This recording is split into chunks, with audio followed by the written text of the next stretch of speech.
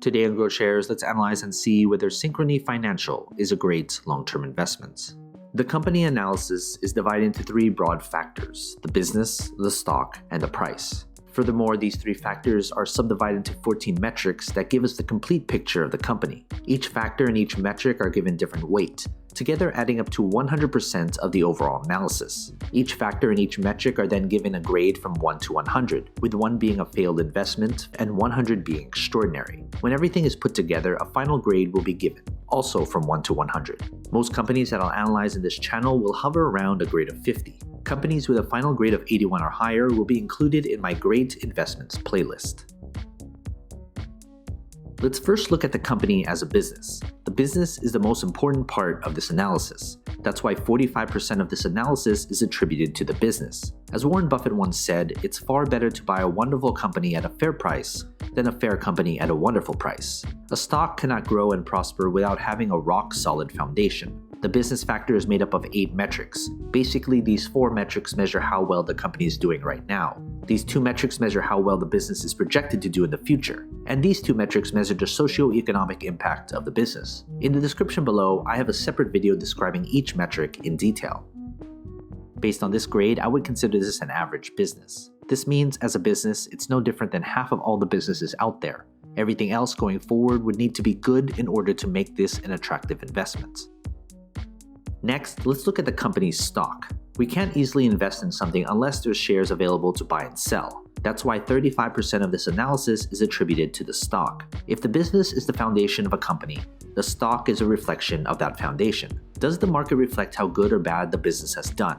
And how does the market think the company will do going forward? That's what the stock tells us. What matters most is return on investment. There should be some correlation between the business and its stock. The stock factor is made up of 5 metrics. Basically, these 3 metrics measure how well the company's stock has done, and these 2 metrics measure how traders and investors perceive the company as an investment. In the description below, I have a separate video describing each metric in detail.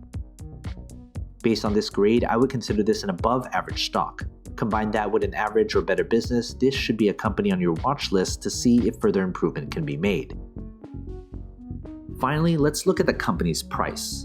Price is what most investors look at when deciding whether to invest in a company or not. But price per share shouldn't be the most important consideration. That's why 20% of this analysis is attributed to the company's intrinsic value. There is a reason why a company's stock is undervalued or overvalued. An undervalued stock may be undervalued because it's simply a terrible business. And the other side is true as well. The price factor is made up of only 1 metric. Basically, the intrinsic value is the price per share at which the company's fundamentals align with its true value when compared to its current stock price. Based on this grade, I would consider the price to be a bargain. If you're looking solely at the price per share, you should deeply consider why the price has been hammered so much. That's where I'd refer you back to the business analysis of this video. Now that we have everything calculated, let's figure out the company's final grade. Based on this final grade, I would consider this company an above-average investment. If you're a long-term investor, you'll likely get higher than average returns if you invest right now.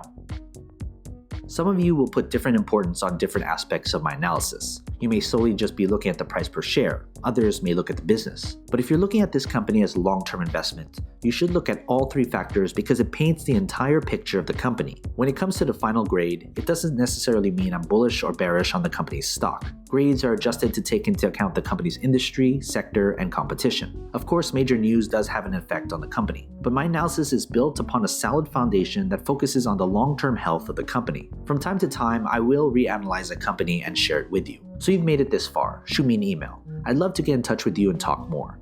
What company should I analyze next? And do you agree with this company's final grade? If you want me to analyze more companies, hit that like button, subscribe to my channel, and share this video with other investors. And as always, take care of your money.